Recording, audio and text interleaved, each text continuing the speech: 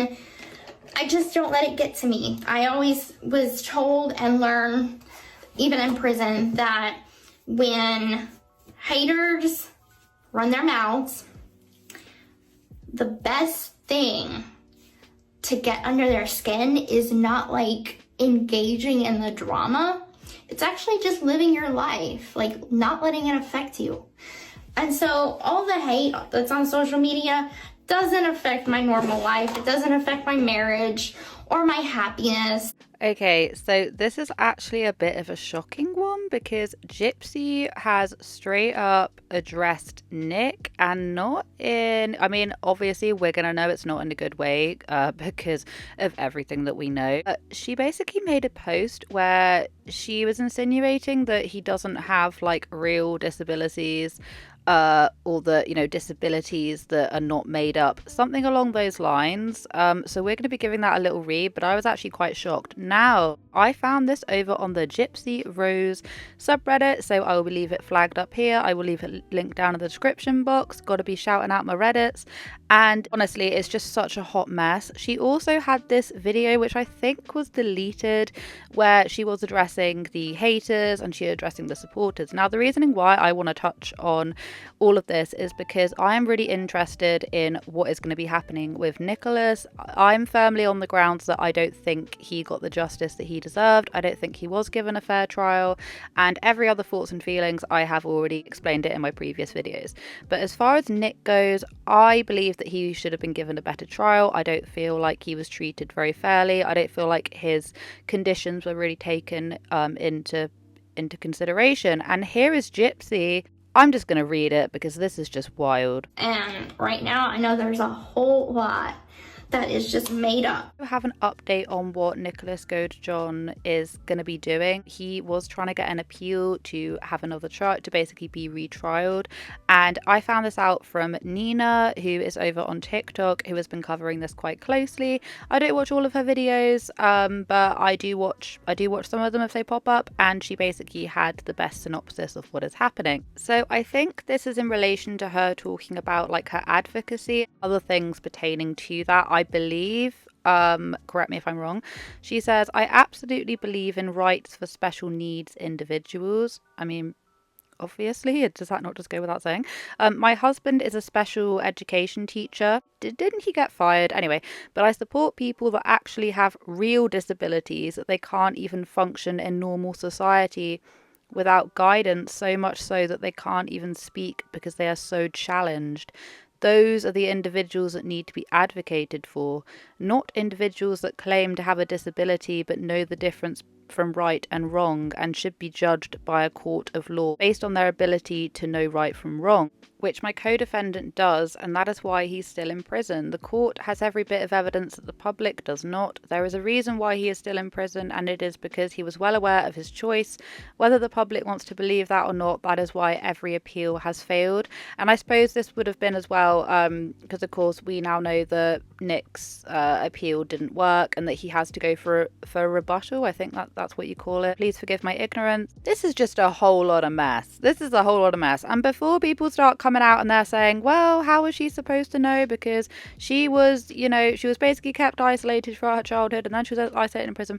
I'm sorry, but you can't go around. Someone needs the PR people, please step in. Whoever you are, step in, because let me just tell you, right, saying that kind of stuff, saying that, you know, basically trying to categorize special needs people by saying, well, no, I want real special needs people. I want people with real disabilities. At the end of the day, she did have a track record of, you know, being with people who could be easily manipulated, and this isn't me just making stuff up. This is, if you even take a little gander and look at any of the people that she was with before Nicholas or after while she was in prison, this is just trying to state the facts. Now, anyway, we're not going to get into this whole slamming match of like Gypsy's a hero, Gypsy's a villain, whatever. I'm just saying that this post was not it whatsoever. And let us just not forget that Ryan, I can't remember if he got let go of this job, but he definitely got let go of his previous job because they found out he was affiliated with Gypsy, and apparently there was other stuff that had gone on as well.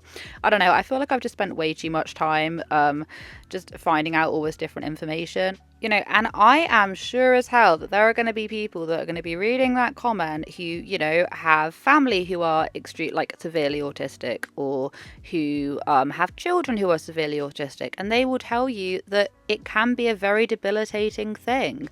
You can't categorize people in terms of like, you just can't. You just can't. And no, I will not have people coming on and saying, well, you know, she just didn't know because this and that. No, like, people need to be checking what she's writing. Anyway, moving on to comment number 2. This looks like an Instagram reply. I stand on everything I said. I just give up on ignorant individuals. And someone said, ignorance is looking at the evidence and deciding you manipulated a low IQ autistic individual, then blamed him in full. 100%. And this is what I think. And I'm not saying that she should be going back in prison. I'm not saying she didn't have a really, really, really, really, really, really, really crappy time. I'm not saying that she was not the victim for most of her life. That's not what I'm saying.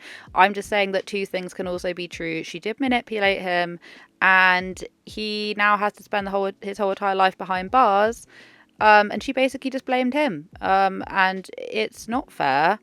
And I'm hoping that one day more and more people can really see that, and he can at least get an appeal, because the whole thing's just not very fair. And she asked you more than once?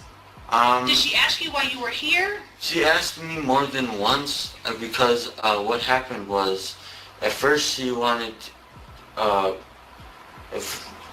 the thing was is that she wanted to do it herself, but she was too, what's the word, not cautious, it's, I guess skittish is the word. I want to actually do it. Okay. Because she couldn't live with herself doing it. Okay. And, as for, me, I honestly, to this day, I still feel guilty about it. Okay. I do. But the thing is that she said at the very beginning, like in her little, I think it was her YouTube deleted video, she was basically saying that, you know, I'm ignoring the haters, ignore them, that's what we were taught in prison. Yet here she is, literally talking about her co-defendant, literally talking about Nick without mentioning him, which, by the way, is she even allowed to like talk about him? Is that even allowed? I don't know, I'm not like up to date with like prison laws, but is she even allowed to do that? I have no idea. But the whole thing is just not great. Anyway, so we're now going to be moving on to what has actually been happening with Nicholas, and I'm just going to let Nina explain, because she can do it in a better way, because she has basically been on top of this whole time. You all, Nicholas Godejohns received a response from his appeal, and we need to talk about it. I want you guys to pause to read this, and then we'll go from there.